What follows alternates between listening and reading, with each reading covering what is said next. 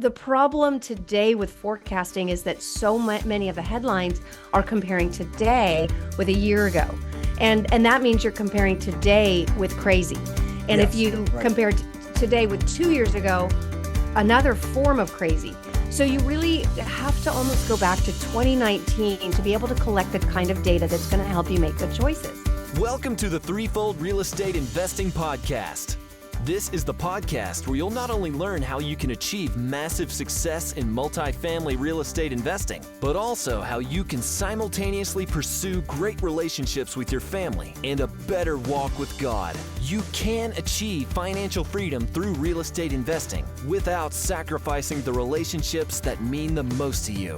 Now, here's your host, Lee Yoder. Welcome back, Threefold listeners. I hope you're having a great week. This is actually the week leading up to Christmas, so I hope you're really enjoying time with the family. I don't know for sure when this will air, but for us, as we're recording the week of Christmas, so I hope you're having a great week this week. We've got a really great guest today, somebody that I've been listening to for a long time, learned a lot from. So really excited to have Kathy Fettke on the show today. A little bit about her, and then we'll bring her in. Kathy specializes in teaching people how to build multi-million-dollar real estate portfolios through creative financing and planning. She is passionate about researching and then sharing the most important information about real estate, market cycles, and the economy. She's the author of the #1 bestseller, Retire Rich with Rentals. Kathy is a frequent guest on media like CNN, CNBC, Fox News. She's the host of 2 RealWealth podcasts, The RealWealth Show and Real Estate News for Investors. I've been a big fan of those, especially the news for investors has been really helpful to me. And now she's a co-host of the BiggerPockets on the Market podcast. So, Kathy, welcome to the show. Thank you so much for joining us today. Thank you so much. You'd think that all I do is podcast. Yeah, that's what I was going to say. You've got a lot going on. Yeah. How do you have time for anything else? But no, great podcast. I'm one of your listeners, Kathy. I really appreciate the content you put out. It's been very helpful. Want to get more into that. But hey, do you mind to start off, Kathy, just for anybody that maybe hasn't heard of you, they're going to go check out your stuff, I would hope. But can you go ahead and just give just like a brief background of like all the way back to the beginning, when you got started in real estate? What were you doing? Why'd you get started in it? What was your genesis there? I'm going back to the very, very beginning. Rich and I were renting. My husband, Rich Fettke, he was actually sleeping on the floor of his gym when I met him. Oh, wow. Trying to save money. And I was a single mom with a 2-year-old, and I shared a room. We lived in one room, and we had 2 roommates. So it's not like we were living the glamour life in any way. But when we met each other, it was all sparks. And we got this incredible opportunity where my dad had invested in an apartment syndication, and they sold that building without telling him. He had been invested for years. And if he didn't do anything, if he didn't do a 1031 exchange, he would have had to pay all the recapture taxes, which would have been in the hundreds of thousands of dollars. He was literally retiring that month, and it would have not allowed him to retire if he had to come up with all that money. And they were really not cool. They just sent a letter. So by the time he got the letter, he had a few weeks before he had to find the replacement property.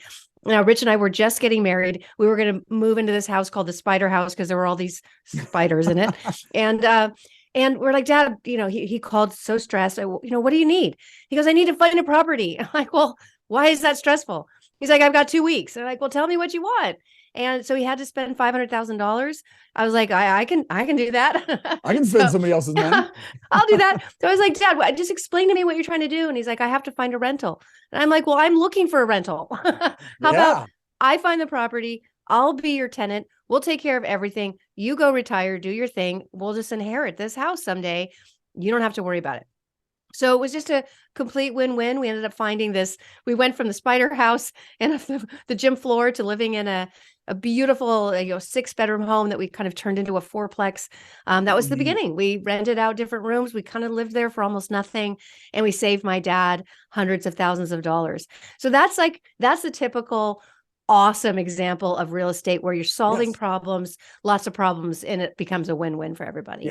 Yeah. And the other thing too that I love about the story, Kathy, is like 2 people in very different situations in their lives, but one brings the money, somebody that's been at it for a long time and has accumulated some wealth. The others bring the hustle. You and your husband, you guys don't have the money yet. You're just getting started, broke like most of us as we get out of high school or get out of college. But you've got the hustle and the drive, and there's there's so much opportunity like that out there. And that's why I love, people get involved with your RIA, get involved in these groups. There are these people out there, for you, sure, it was family. It was your dad. They have the money, but they don't have the hustle. Your dad's ready to retire. He wants to be done. Yeah. He wants to get out of the rat race. And you guys like, hey, we're ready to jump in. We don't have the capital. We couldn't go buy a big, beautiful house and turn it into 4-unit, but perfect partners, right? Like it works out like that a lot if you're looking for it. Especially today when you've got a massive group of baby boomers wanting to, settle down. They charged for decades. And then you've got this massive millennial and now Gen Z generation that are ready to kind of take over where the baby boomers were. So it really is. I never thought about that before. It is a good example of where things are today. And to be really clear, like he put the money, like he ended up never putting anything in it because we ended up refining, paying every penny back that he ever put into any of that.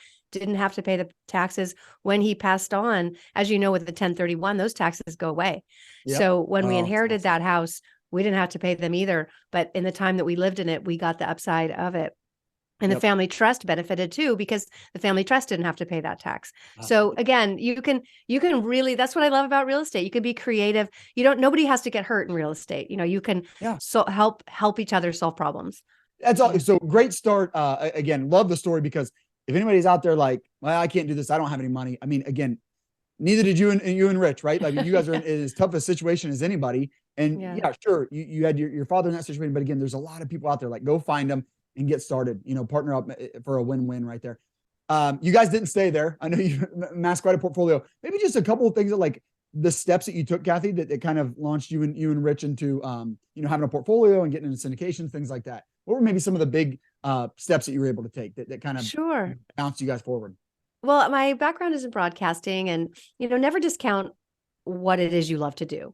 Just do what you love to do and really dive in and do it well and be amazing at it. Really, that's like my best advice. I loved broadcasting.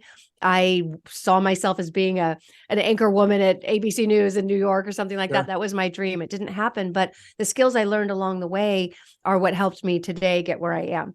So in broadcasting, that kind of led to me having a weekend radio show. And, you fast forward 4 years from when we acquired that house, my husband ended up getting diagnosed with melanoma, and the doctor misdiagnosed and thought he had 6 months to live.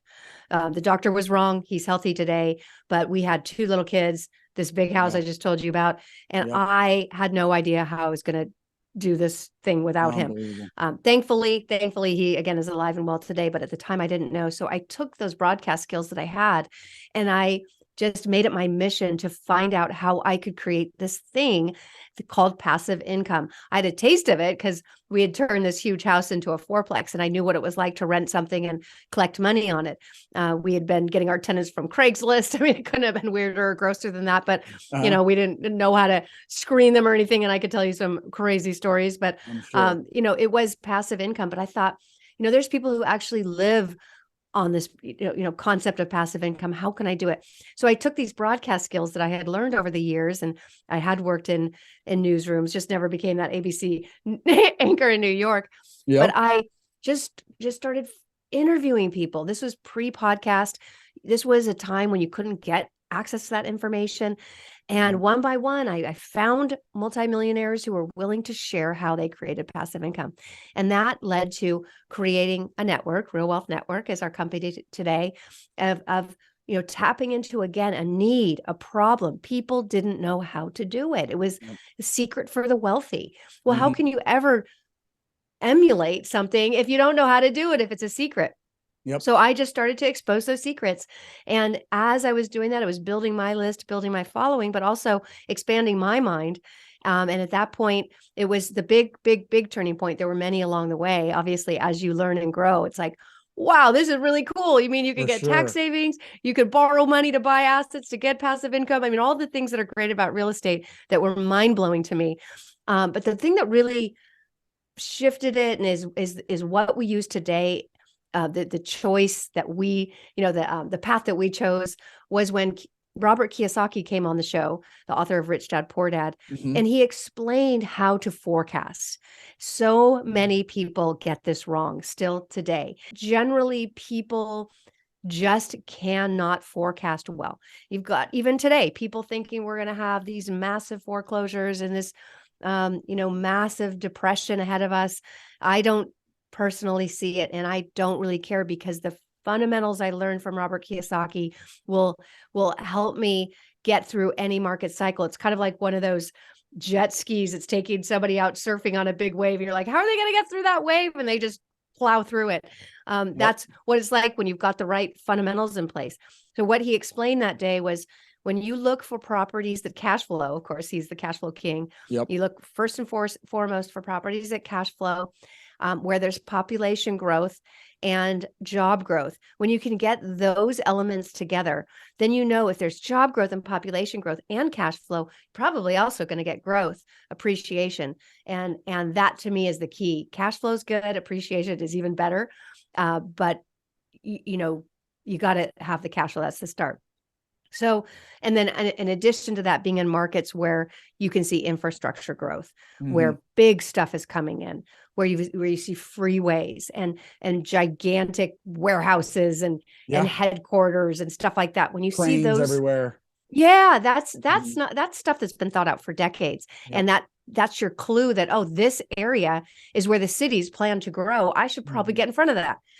So when you combine the cash flow, job growth, population growth, infrastructure growth, you just have a recipe for success that's going to get you, like I said, like that jet ski through any storm that might be coming your way. Yeah, I love that, Kathy. And you're so right. I mean, as you were talking about, you started interviewing these people along these millionaires, and it's like, gosh, you start to interview them, you're like, everybody's in real estate. Like, why is everybody in real estate, right? Like, everybody owns real estate. Why didn't I know about this? And I remember reading Rich Dad Poor Dad and kind of going down that rabbit hole and thinking, like, why have I never heard of this before? I'm at the time I was like 25 years old or something. I'm like, it's kind of like you said, Kathy, it's like this secret.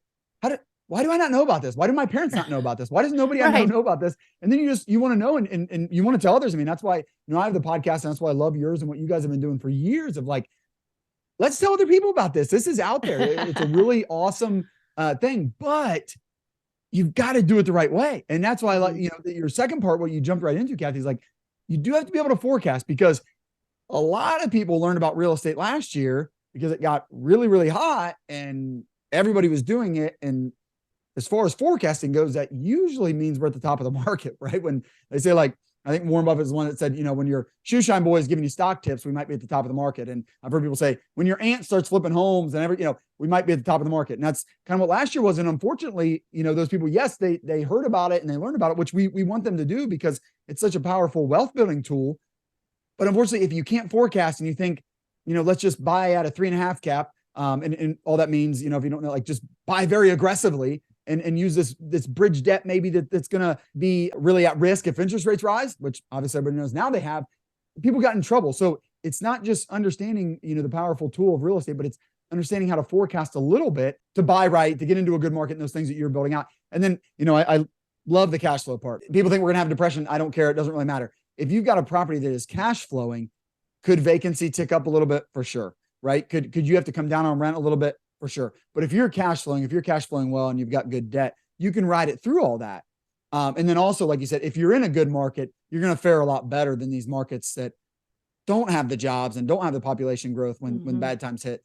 Then you're really in trouble. And if you're not cash flowing, you're going to lose the property, eventually. So maybe just a little bit more on that, Kathy. What's the market looking like, and what are you coaching, your students and others on in today? Well, understanding how we get manipulated by data, I would say would be the first step, so that you can really, again, forecast, come back to what is this headline really saying? And what are we comparing to? For people, like you said, who just got in last year, it was a really a great year to get in, but a confusing one where the data wasn't normal. There was really nothing normal about the last couple of years. The problem today with forecasting is that so many of the headlines are comparing today with a year ago. And that means you're comparing today with crazy. And if you compare today with 2 years ago, another form of crazy. So you really have to almost go back to 2019 to be able to collect the kind of data that's going to help you make good choices. Yeah, good point. So when you see headlines saying, sales are down, real estate is crashing. No one's buying real estate. What you're doing is comparing today, which is right before Christmas. It's in the fall and then close to winter, where people don't typically buy real estate. They're buying presents, not real estate. Yep. So, this is typically a slow season. But if you compare it to last year when rates were low and people could kind of live anywhere. It's just not it's not a fair comparison. Good. So to say that sales are down from last year, well, of course they are. But let's compare it to 2019. That might be a better comparison. And that's what people need to do from now on. Okay, great point. Don't freak out. Just don't freak out because the media wants you to freak out. Yeah. I was in media all my life. It's the only way to get attention. And listen, I started in the media when there were 4 stations you could watch. The internet. Yep, I remember. I'm aging myself, but it's a fact. Yep. And today you can get information in thousands, if not millions of places. So you've got it. Even back then, when there was only a few of competitors, we still had to come out the gate with scary headlines because it's the only way I could get you to watch my channel. Today, that's how humans work. That's what we want. That's what we're asking for. Yep. So just be careful and know that, absolutely. Sales are down from crazy. And that's a good thing. Yeah. And from it's all-time okay. highs, right? It's down from the all-time high. That's right. There's still 4.7 million homes that traded hands, but people are still buying and selling homes. People still need a place to live. The demographics are still there. The millennials are still the largest generation forming households who want a place to live. Mm-hmm. The big difference is rates have gone up, double of what they were a year ago. Yeah. So a lot of these people forming households are going to be what? They're going to be tenants, not renters. Owners. Right. That's a fact. That's not manipulated data. So you can freak out about headlines and say, the market's going to crash. Or you could say there is a desperate need for rental housing today, and I'm going to fulfill that need. Yeah. Great point. And what's making me think of too, Kathy, is like just the importance again of networking and being in a group of others, not only that are interested in the same thing, others that are into real estate, but you'll find people in those groups that have been doing it for a while and people that have seen a downturn, people that have seen a market swing, right? Like, we've had a big, some big market swings in the past few years. And even, even if you've been investing for 10 years, if we are headed for a down cycle at some point, we haven't seen that, not really, not a real one because, we weren't investing back in 08 or even 01 or, the 90s where there were some downswings. Where there's people in the groups that you can get involved with, groups like yours that do have that information. Because, I've heard people say like, it's important in times like this, like zoom out. And that's exactly what you're saying. Zoom out a few years, zoom out. Don't look at 1 year of data. 1 year of data. I mean, how much can that tell you? Let's zoom out. Let's go back and just 3 years. Let's go back to 2019. Let's compare to that. It's so important, so wise to do that. But what are some things that you use specifically to make sure that you're doing that you're looking in areas? How do you coach people to get in those best markets? Again, it just really starts with job growth and looking at areas that are attracting jobs. That's really important, right? Yep. If you want job growth, you need to be in areas that want jobs. So, looking to see where are there tax incentives to relocate, where are more job-friendly places where businesses can get business done. Right. And over the last couple of years, that was something we really learned is there were certain states that were more open to business than others. That's always been the case, but over the last 2 years, it was really apparent. I can tell you here in LA where I live, if you tried to turn on your lights and have, operate your business, they would turn off your electricity and your water. So that's a non-business friendly place, right? Yeah. Whereas in Texas and Florida and, other parts of the Southeast and Northwest, people were allowed to keep their lights on and in many cases keep doing business, kind of work around some of, you could still do business and keep people safe.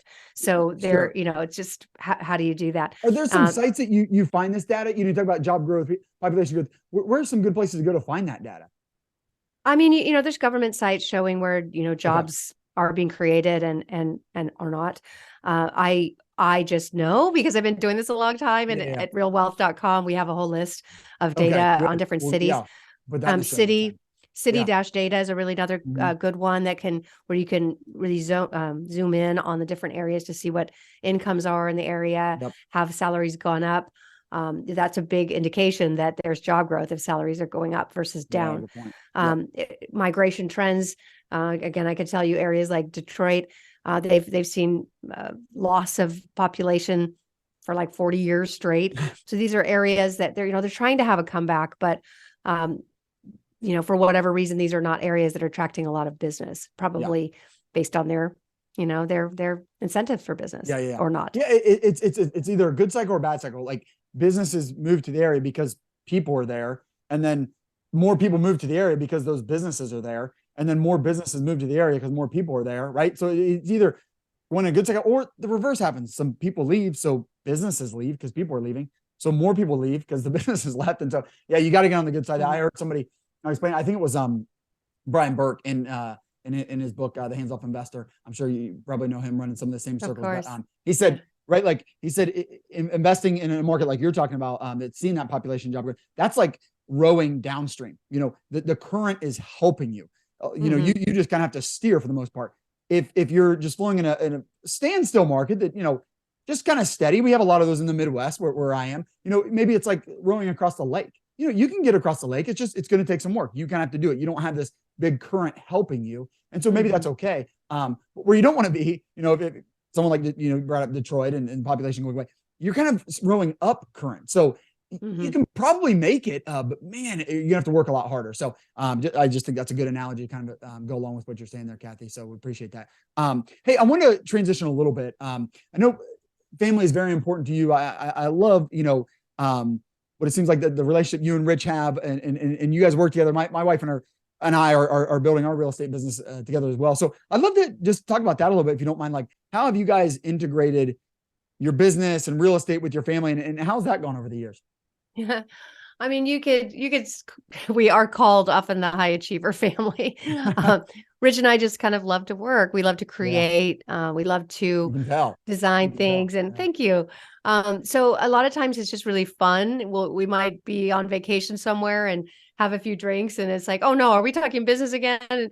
So it has its benefits and its drawbacks. I could tell you, like, boundaries are really important. And fortunately, we had enough open communication with our kids that they would say, Mom, Dad, no, we're not talking business right now. We're here on vacation doing something fun. Or they would say, Mom and Dad, tell me more. I want to understand how this works. So, that I would say the key is the key to anything is open communication with an organization, within your family, within your relationship, just speaking up. Speaking up, like, honey, I just woke up. I'm having my coffee. Can we talk about this later? Let my brain wake up. And just having those really clear boundaries and conversations has helped us. There have been times where it was really fun to work together, and there have been times where it was not fun. Not so much fun. Yep. Yeah. And we've really learned, because we've tried so many different ways of the org chart within the company. I mean, there were times I was a CEO, and then he was a CEO, and then we were the co-CEOs, and each one of those brings its own dynamic of, oh, I'm his boss. Oh no, he's my boss. No, nope. How about we have separate companies? It's been an interesting process. Right now, that is what we're doing. We were co-CEOs for a while, but it was like, who's really the bottom line? And and now, sometimes we disagree. So then I was the kind of the visionary, and he was the integrator, but that kind of means that I was his boss, and he did not like that. He's an alpha 100%. He's not going to have anybody be his boss. Definitely not his wife. So, so now we run two separate businesses. He runs the RealWealth Realty. So he is a broker. So he's in charge of helping our members build their portfolio nationwide. And then I'm in charge of our syndication, grow developments. When we have our meetings, we get to talk about our separate companies and ask each other advice, but nobody's working for each other. And we found that to help better. Yeah. Isn't it so interesting? I mean, my wife and I go through that, and there's certain things I don't even know about myself yet. Like, we're new to the entrepreneurship game. And so there's times, she's like, I didn't know you were like this. And I'm like, I didn't either. Right? Like, how do you know? I haven't done this yet. I didn't know how it would be in this, but sometimes it's really fun working together. Sometimes it's really challenging. But that's the case with anybody you're working with, right? But there's definitely some really unique things about it. Do any of your kids grown up to work in the business? Are they still in it with you at all? Yeah, we've never forced our kids to work for us, but if they needed money, or if they wanted money, or they wanted something, it's like, well, we got a job if you want it. So they, both obviously wanted money in high school. So we would have them come in and either do social media or, they'd find a place. My oldest daughter was doing webinars, then started helping with events. And then the younger one is now doing our social media. Cool. We would love them to be involved. I found as a parent, it's really important to understand that kids need to follow their heart and wherever that takes them. And I always will be there if they want training or advice or they want to come in, great, but they're going to be treated like any other employee. There's no perks, no benefits for being related, you know? And, but I do definitely prefer that they go their own way, like definitely doing odd jobs and understanding the business. But I do think it's important for kids to go work for other people, go start their own business, go do something else. And then maybe later when they have a little more experience of what the world is really like, to come back and be a part of the business. Yep. Yeah. I mean, then it's their own decision, right? It's almost like, I mean, sometimes that's what college is all about. Like it's not, whatever trade you're going to learn or whatever you're going to learn, but man, it's like you're just going off and like blazing your own trail. And then, if you end up coming back, it's good, but it's your own thing, right? It's your really choice. Powerful. It's something you want. And, otherwise, of course, you're going to have some of the same problems. It's never easy to work with family. Relationships are challenging in and of themselves, but then you add the work component. And we decided a long time ago, we won't do business with friends or family. If it's our kids, then they really need to choose in and be treated just like any other employee. And generally, we're not their boss. They'll be under somebody else within the company. So we're not the ones telling them what to do. Hey, Threefold listeners, just want to take a quick break from the show to introduce you to our sponsor, Pure Property Solutions. They specialize in CapEx projects for multifamily and commercial properties in the tri-state area. They handle painting, carpentry, roofing, windows, and more. The Pure Property Solutions team prides itself on quality work for a fair price with excellent customer service. They are adept at keeping a good relationship with residents at the job site and are always willing to work toward a creative solution while keeping finances in mind. I can speak to this firsthand. We've worked with Pure Property Solutions on a big project we had that they put in all new windows for us, all new decks, did some roof work for us, and we just had a great experience. They deliver quality product. They have good craftsmanship, good communication. And to be honest with you, like not everything went perfectly, but when things didn't go perfectly, they returned our call, they fixed it, they got out. They heard us and they made it right. And that's what you want. Check them out. If you've got a big CapEx project here in the tri-state area, check out Pure Property Solutions. The link will be in the show notes. Now, back to the show. Well, Kathy, you kind of got into it a little bit, but do you mind just like kind of an overview? I mean, I think everybody's wondering this. Like, what do you see for 2023? Well, I'll just again give you one thing I focus on to help me forecast, and that's what the Federal Reserve is going to do. They basically control the economy. Whether they do a good job or not, I won't comment. But the choices that they make will affect us and will affect the economy. When they are lowering interest rates, they're doing that to stimulate the economy. When they're buying mortgage-backed securities, they're stimulating the housing market. When they do the opposite, they're trying to slow down the economy. When they said in January of last year that they were going to raise rates, that should have been a sign to everybody that, they're going to pull money out. There's going to be less liquidity. They're trying to slow things down. I better prepare. And yet still some people just didn't understand what that meant. So where are we today?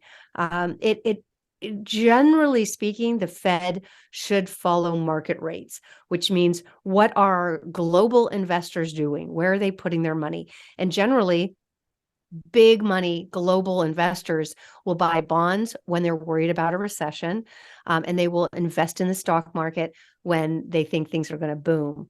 So what we've seen recently is mortgage rates going down in spite of the Fed raising rates. So what does that mean? That can be confusing because it's like, wait, rates, I thought rates were going up, but they're going down. What does this mean? So when the Fed raises rates, it's their overnight lending rate. So it's like car loans and credit cards. And that the idea is to slow down buying because that will slow down growth. Things cost more money. People don't buy it. Whereas mortgages, it's mortgage-backed securities. And that's basically very similar to a 10-year treasury. So it's very conservative. And when people are worried that what the Fed is doing is going to slow down the economy, which it is, then they buy bonds for safety and mortgage-backed securities. So that's what they're doing. Now, generally, the Fed will follow that. So the 10-year Treasury was going up, which meant, investors think that things are still booming and that there's going to be inflation. So they're going to be buying stocks that inflate. That's where they're going to make their money. Yep. Now they're buying the treasuries and the bonds and the mortgage-backed security, the safe stuff, because they do believe that inflation has peaked, that things are going to, we're going into a slower market. It's not the booming market of, 2021, obviously, but 2022 is still booming. There was still massive job growth. It hadn't, the Fed actions hadn't worked yet. Yep. They're on a but lag. They're working now. There's a lag there. Yeah. There was a lag. Yeah. So 2023 is going to be the results of everything that happened this year, which means, there's going to be job loss. There is going to be slower job growth. We are going to move into a slower economy, and that means mortgage rates come down. So again, what does that mean to the real estate investor? Better rates. That's a good thing. We'd welcome that. Yeah, we'll take that. I think it also means that the Fed is going to slow down, in their pursuit of attacking inflation, because it's working. What they did this past year is working. So it'll be sort of a stabilization as I see 2023. We've already seen a lot of fallout from the slowdown, as you could see. Like, what is it? As the tide goes out, you see who's naked. Or whatever. Yeah, who's swimming naked. So we saw FTX was butt naked, right? Yes. So very much so. Yeah. Yes. And a lot of the tech companies, but also not to cause, don't be too afraid again of the layoffs, because what are we comparing to? We're comparing to massive expansion. Yeah. So all-time low unemployment rate. Yeah. You're going to see, as people stop buying, which is what the Fed's trying to get them to do, you need less employees to make things. So that was all meant to be expected. So don't be shocked. There were too many jobs and not enough people who wanted them. So now we're going to get into a more balanced, world. And so I would say we had such high demand and very low supply. That's inflation. Yeah. Right. Yeah. Too much demand, too low supply. So now the Fed is decreasing demand, so supply can catch up. So inflation is coming down. Yeah. So I see 2023 as just a leveling out.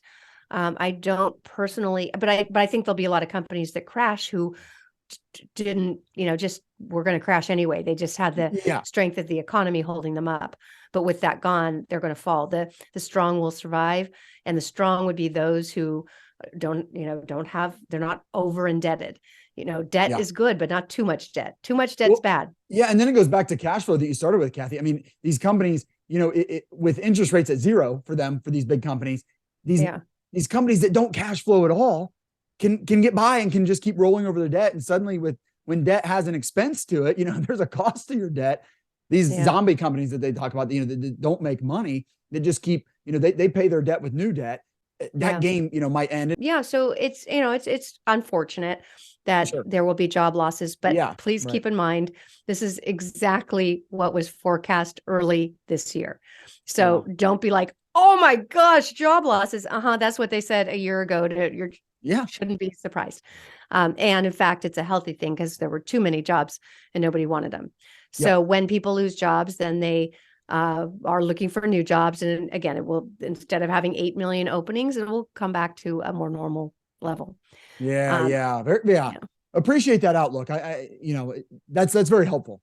Because I think that helps us to, expect things to look worse. Okay. Again, but remember, we're coming off all-time highs. We're coming off of all-time low in unemployment, all-time high in job openings, right? For most of us, an all-time high, in inflation, at least for a very, very long time. And again, because, the Fed pumped money in, increased demand. Meanwhile, all these supply chain issues. So supply is restricted. So we had, tons of demand, not enough supply, and the price of everything went up, all this inflation, assets went up, everything good. And now we're just going in reverse. So like you said, it's good. We're coming back down to normal, but it's not going to feel good going down the hill. And some people are going to get scared, but that's a much more sober way to look at it. And it sounds like, from what I'm hearing, Kathy, some opportunity ahead. I mean, if interest rates come down, if there is less demand, if there's some fear out there, people that stay level-headed, and listening to kind of what more your outlook, they'll see that opportunity. They'll see it as, okay, wow, great. Prices have come down. This is more reasonable. And it's because there's some fear. It's because there's some job losses, because all those, but prices have come down and now interest rates are back down. Like that's a buying opportunity, right? I mean, so there could be some opportunity next year and maybe the year after. There's opportunity now. I mean, we just opened our fund at Grow Developments, and we're like, we have no competition. We're buying properties for so cheap, and I was able to raise enough money to just be able to buy the properties all cash. Nice. And now we're able to refi with in the fives, which is great and normal and wonderful. So, and then that gives us more capital to go out and buy more. So the deals are already there. Yeah. It's an incredible time to be investing today. I think it's going to change in 6 months, and people are going to look around and go, oh, we're stabilized. Okay, it's okay. But until then, you really have no competition over the next few months. Good point. The timing couldn't be better. Yeah.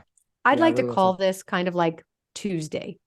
Like there was an insane party over the weekend. Everybody just had a great time. Yep.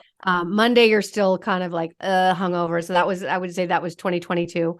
So 2020, 2021 was the party. 2022 was Monday, where you're like trying to get back to work, but you're not feeling great. 2023, I think, is going to be Tuesday, where it's like, all right, let's get back to work. It's time. Yeah. Clear-headed. Yes. Let's go. Yeah. And you don't want to wait until Thursday or Friday because everybody knows the party's coming. Like, so it's too late, right? So it's good. Oh, I love that analogy. It's really good. But awesome. Thank you so much for that, Kathy. As we wrap up, just always ask my guests, what's maybe a key ingredient that you think it takes for someone to be a successful real estate investor? Key ingredient. There's so many, but I would say, tenacity. Yeah. Tenacity. Sometimes I'll see a first time investor and they lose money, or they hit the first bump in the road and they're like, I hate real estate. I'm never doing that again. It's like, okay, bye. That's all right. This is our road. Go find another one. There's going to be, turns and curves and bumps and in anything. Yeah. In anything, so you just got to make sure you know how to drive, and you're well set up, and you've got good tires. And good tires would be like, you really understand the fundamentals. You know how to underwrite a deal. You know how to really interpret the data, and just kind of understand what's coming. Yeah. Which to me, again, the data is telling us we have a massive demand for rental property. Rentals. Yeah.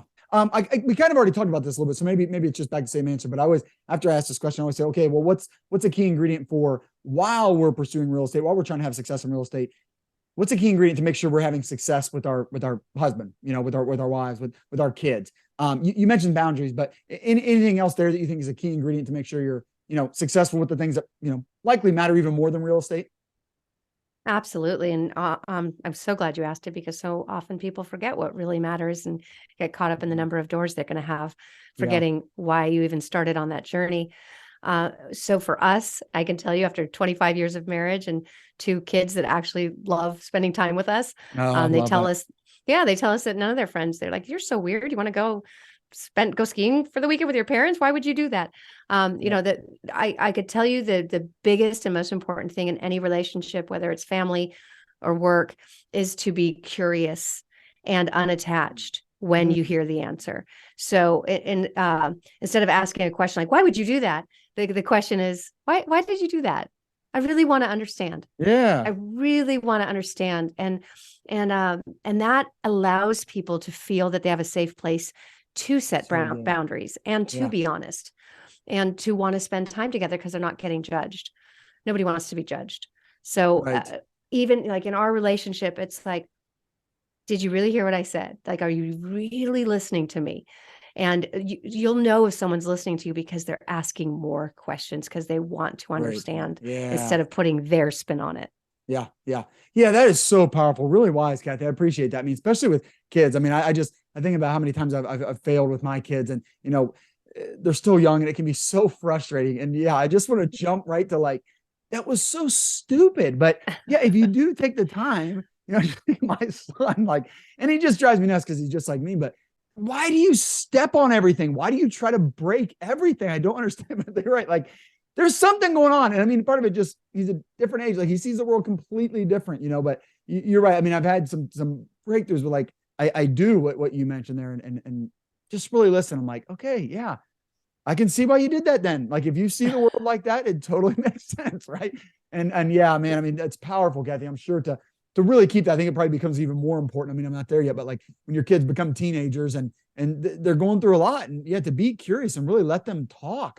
I'm sure that's so powerful, and that's why you guys, you and Rich still have such a great relationship with them. So that's awesome. I appreciate you passing that along. Thank you. Yeah, I always like to ask for a book recommendation. I know you've got the number one bestseller that we mentioned before, Retire Rich with Rentals. We'll put that in the show notes. Would that be a good book recommendation for you? Or do you have something else that you're excited about that you've read recently? I mean, absolutely. I recommend it because I just revised it. So it's updated to this year. Okay. And it goes back to the fundamentals. Yeah, it's revised. Yeah, cool. Retire Rich. I did the audio too. And then my husband, Rich, just came out with a book called The Wise Investor. So I'll put that on there to be a good wife, but also it's just a great book. He did the audio and it's a parable. So he did 10 different voices of different characters. But it's really cute. It kind of gets in a lot of the investing strategies into a deeper place because it's, again, written as a parable with a young man who's just like you were saying, trying to figure out how to balance it all, how to be a good husband and a good father and like bring in the money and, and keep it. It's a lot, right? It's a lot to handle. So being, someone who's been through that already, Rich just kind of puts all that he's learned over the years. It's The Wise Investor. So, well, Kathy, thank you so much. This has been really good. Before I let you go, I always like to ask my guests, how might my listeners and I be praying for you in the coming weeks? Oh, wow. Let's see. I would say, pray for my sister, Danielle Sampson, who has recovered from stage 4 lung cancer. Wow. Breast cancer. And she's the treatment they gave her for a cancer she had in childhood has kind of had all these repercussions, but she is alive and well today. And just that she'll find what it is that God wants her here for, because she keeps surviving this stuff. So is it for her, like, what is it? So really to find her purpose in this great grace that God has given her. My goodness. What a story. Thank you for sharing that. We'd be happy to pray for her along with you. Well, again, thank you so much, Kathy. This has been really fun for me. Like I said, longtime listener. Appreciate the content you've been out. So we thank you for sharing with me and with my listeners. This has been really helpful. Thank you. Thank you. Take care. Thank you for joining us for another great episode. I hope you'll take action on what you've learned today. If you enjoyed today's show, please consider leaving Lee a 5-star rating and review. And check him out on threefoldrei.com. Until next time, 1 Timothy 6:17.